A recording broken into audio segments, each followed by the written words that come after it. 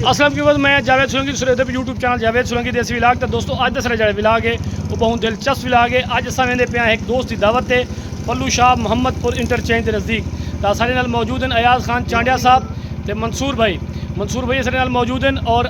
बेआ जो असारे नाल मौजूद है वो है मोहम्मद अली सोलंकी साहब जमालदी मल बिलोंग करें। तो असा एक वेंदे पूँ असा एक दोस्त की दावत पर वेंदे पूँ तो उतना जुलते हाल अहवाल भी करे सूँ दोस्तों गपशप भी है खाना भी है उतना इंजॉय करे सूँ गपशप करे सूँ। उम्मीद करें कि सारा जो विलाग है तो आपको ढेर पसंद हमसे। तो जुलते हैं दोस्तों अपने विलाग की तरफ। सारा जो सफ़र है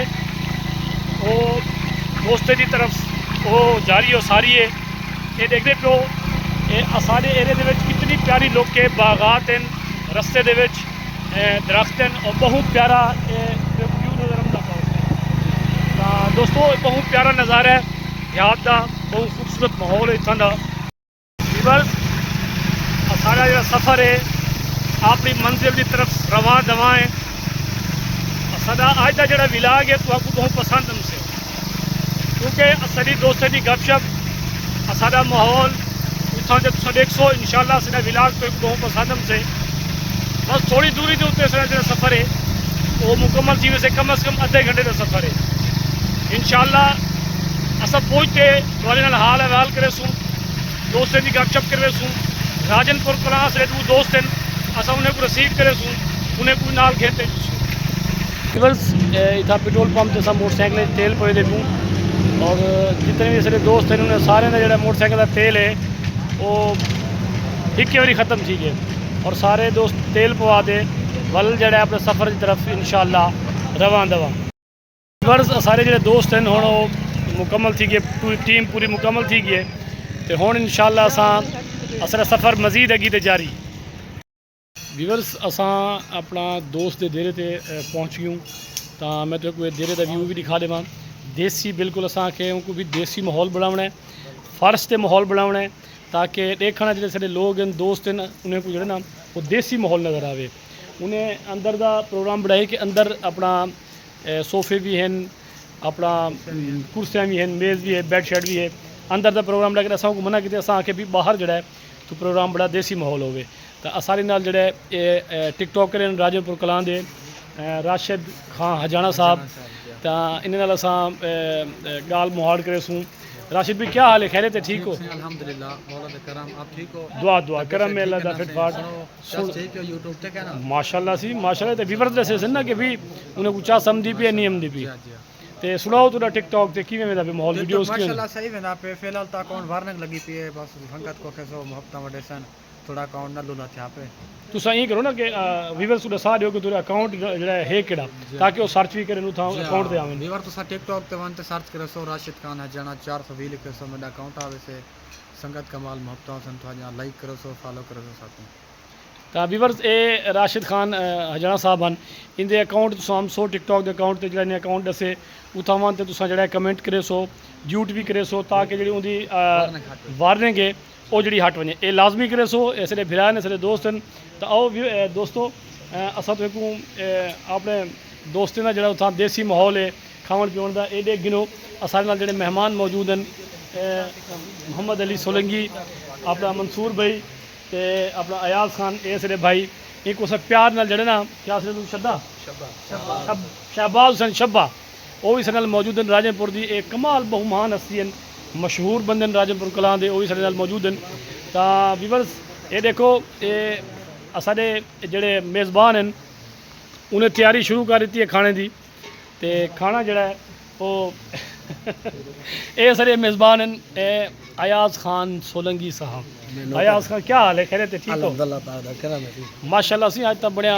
देसी माहौल बड़ी खड़ो हाँ खावन पीवन का इंतजाम जो ना देसी तरीके नाल जारी है। तो व्यूअर्स ये सारे दोस्त ने सारी बरादरी दे सोलंकी बरादरी दे सारे दोस्त एक कुकर भी हैं तो इन्हें दे अपने बिरयानी के शॉप्स भी हैं राजनपुर कलां के अंदर पुलगिरी ते भी इन्हें जो शॉप्स हैं बिरयानी दिया। तो एक खावन पीवन तो देखो ये देसी माहौल है प्योर देसी माहौल ये खुद पकावना है तो खुद खावना है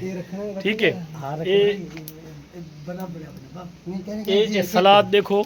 उन्होंने किमें तरतीब दी सलाद को इवें ना घर की मई भी तरतीब नहीं देती जिमें ये तरतीब दी बन सलाद को माशाल्लाह। असी भाई सुनो सी तुसा क्या पकांदे पियो देसी मुर्गी है देसी मुर्गी जी हाँ ਤਾਂ ਵੀਵਰਸ ਅੱਜ ਅਸੀਂ ਕੋ ਖਾਵਣ ਕੋ ਨਾ ਦੇਸੀ ਮੁਰਗੀ ਮਿਲਸੇ ਉਹ ਵੀ ਚਾਈਨੀਜ਼ ਪੁਲਾ देसी मुर्गी ते फार्मी मुर्गी मिक्स है अच्छा फार्मी मुर्गी भी तो दोस्तों आज सारी जी डिशेज हैं वो चाइनीज़ पुला देसी मुर्गी फार्मी मुर्गी ते हर चीज़ यानी कम अज़ कम कोई 5-7 आइटम इतना मौजूद हैं तो व्यूअर्स अज का सारा जो विला गया अज का सारा जो माहौल है वो तो उम्मीद करना कि बहुत पसंद हमसे और मैं तो कोई शौक भी दिखे जुला इन्हें भाई दा ये वेटरनरी डॉक्टर भी है था सारे जो मेज़बान हैं उन्होंने शौक है ये उन्होंने बच्चे कुर्बानी वास्ते ये कुर्बानी के जानवर हैं जोड़े अपना पलेंदे पे कुर्बानी वास्ते माशाअल्लाह बहुत सोहने जानवर हैं अल्लाह पाक इन्हें को बख्श देवे अल्लाह पाक इन्हें माल रिस्क दे जोड़ा वो मज़ीद बरकत पावे तो इजाफा करे वीवर्स ये सलाद भी है नाल रायता भी है तो जवान जोड़े शुरू थे पेन अल्लाह हिम्मत दे से इन्हें सारे को लगे तो पेन किमें आयाज खां हाँ अच्छा मंसूर भाई तो तू है जड़ा ना हाँ आज तुम्हारा है मुकाबला भाई देखूं केड़ा पहलवान जित दे तो व्यूअर्स ये जिमें असा इतना पहुँचूँ भाई हुणी खाना तैयार की पे सारी इंतजार छन जिमें पहुँचूँ उमें खाना जड़ा है वो लगना शुरू थी गए व्यूअर्स का थोड़ा लाइट का प्रॉब्लम आंदा पे असें को थोड़ी टेंशन थी पे विलाग बनावन दी लेकिन कोई मसला नहीं चल वैसे जी से शुरू करो सी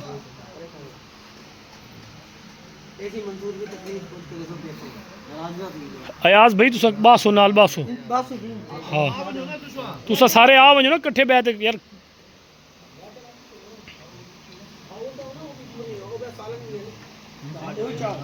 चावल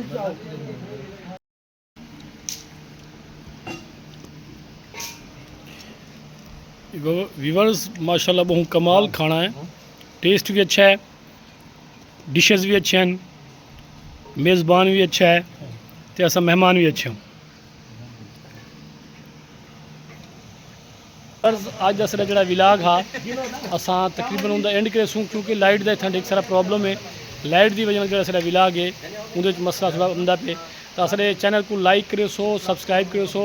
ते नाल कमेंट भी जरूर करो सो तो असें को सो इजाज़त तो अल्लाह पाक तुम सारे को खुश रखे